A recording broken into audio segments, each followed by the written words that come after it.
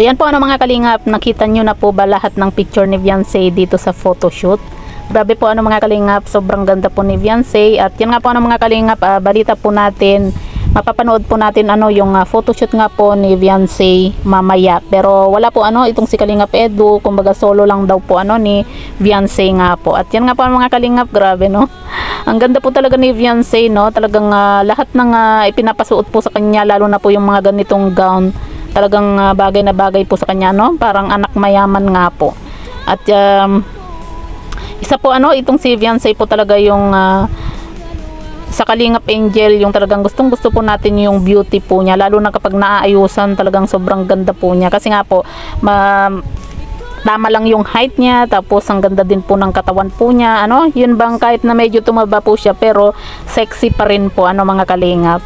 At talagang sobrang excited na po tayo ano mga kalingap sa gaganaping birthday nga po ni Beyonce, kasi kita nyo naman po ano, photoshoot pa lang, napakaganda na po ni Beyonce nga po ano, di mas lalo na po kapag ka-birthday na po niya. At talagang excited po tayo kung ano nga ba yung susuotin po ano ni Beyonce sa mismong kaarawan po niya ano mga kalingap. At abangan po natin ano mga kalingap yung upload po mamaya ni Kalingap Rob nga po ano dito nga po sa photoshoot, dahil yun po yung nababalitaan po natin ano na meron nga daw pong aabangan po ngayon. At ito po ano yung photoshoot nga po, pero hindi po kasama po ano itong si Kalingap Edu kasi solo nga daw po ni Beyonce. Grabe po ano, kita naman po natin itong mga picture po ni Beyonce, napakaganda po niya ano, at bagay na bagay sa kanya yung mga nakapaligid na mga bulaklak, kasing ganda po niya ano, yung bulaklak nga po ano mga kalingap. Ang laki na po talaga ano ng nabago po talaga sa buhay po ni Beyonce. Kumbaga unang nabago po ano sa buhay po ni Beyonce yung talagang pangarap po nila ano na makalipat, at yun na nga po ano, napakaganda po ng bahay po nila, napakalaki, meron na rin pong gate, di ba? Tapos yung pangarap din po niya noon na makita ano sa personal itong si Kalingap Edu, at yan nga natupad. At hindi lang po nakita, naging love team pa po niya.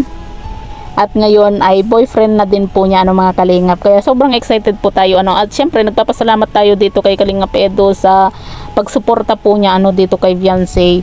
At kung hindi rin po kay Kalingap Edu, kung hindi po siya yung naging love team po ano ni Beyonce nga po, hindi po ganito kasikat po ano itong si Beyonce, at hindi rin po ganito kadami po ng mga blessing na natatanggap po ano ni Beyonce nga po.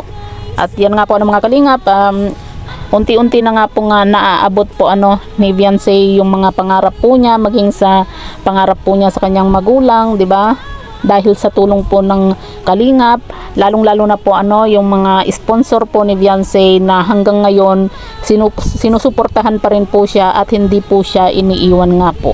Yung pangarap po niya noon na pag nakapagtapos siya, nakahanap siya ng magandang trabaho, mapapabahayan niya ano ang magulang niya, maililipat niya sa magandang bahay, pero ngayon pa lang po ano mga kalingap, natupad na po yun.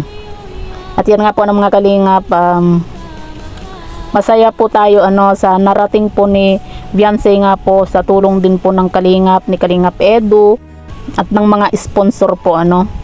At siyempre sa mga viewers din po ano mga kalingap, maging kay Dr. Love din po ano mga kalingap. So yan po ano mga kalingap, abangan na lang po natin ano yung upload nga po ni Kalingap Rob, dahil yun po yung nabalitaan nga po natin na meron nga daw pong upload po mamaya sa photoshoot po ano ni Beyonce.